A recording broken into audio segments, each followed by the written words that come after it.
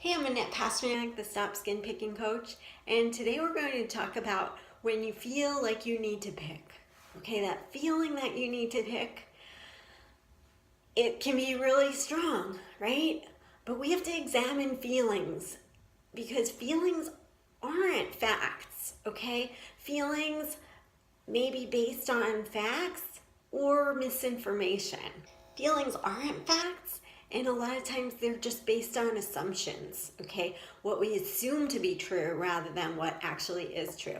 So an example of this would be, let's say you're expecting your loved one, like just think of a person that you love the most, whether it's a spouse or a child or a parent or whoever it is, just think of somebody.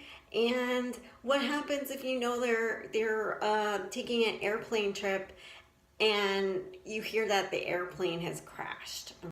How do you feel? Really upset, I'm sure. And then let's say all of a sudden they actually call you and they had missed their flight or something. How do you feel?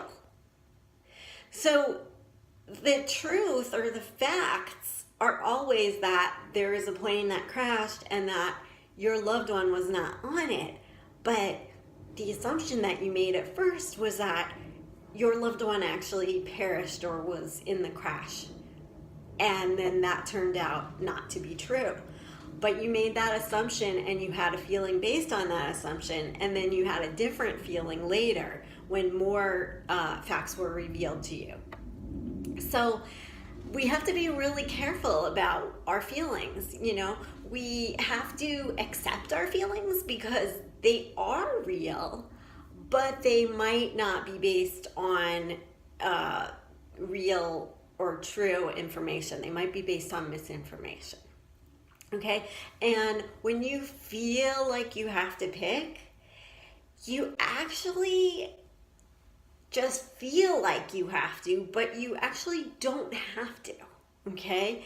And people, because they feel like they have to, they think that they have to, right? You just kind of automatically believe your feelings, just as you automatically believe your thoughts very often. Let's examine what's behind this feeling, or what's, what you think is going to happen actually based on the feeling. So you may be feeling your anxiety rise, urge to pick feels very great, and it's uncomfortable, right?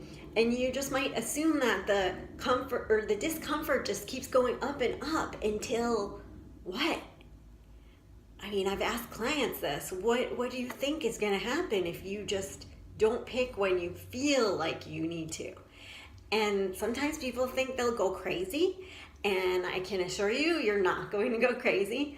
Sometimes, I mean, it's like you're not going to even explode. Like, you may feel like you're going to explode or something, but I guarantee you're not going to explode. You're not going to go crazy.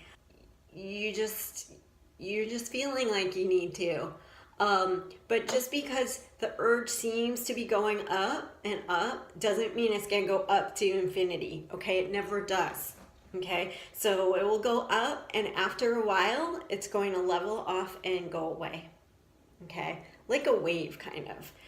And if you haven't experienced that yet, that might seem hard to believe, but if you have, even just for a little bit, like if you've been working on this, it's quite amazing. Maybe the first time you realize like you were having the urge to pick so badly, and then all of a sudden you realize you hadn't even been thinking about it. You've been thinking about other things and totally forgot about the picking.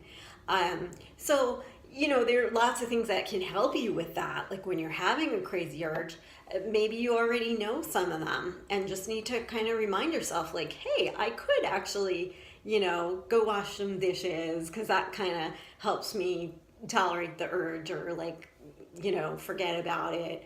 Or, I could like jump up and down and shake, or take a shower, or any number of things, or do some deep breathing.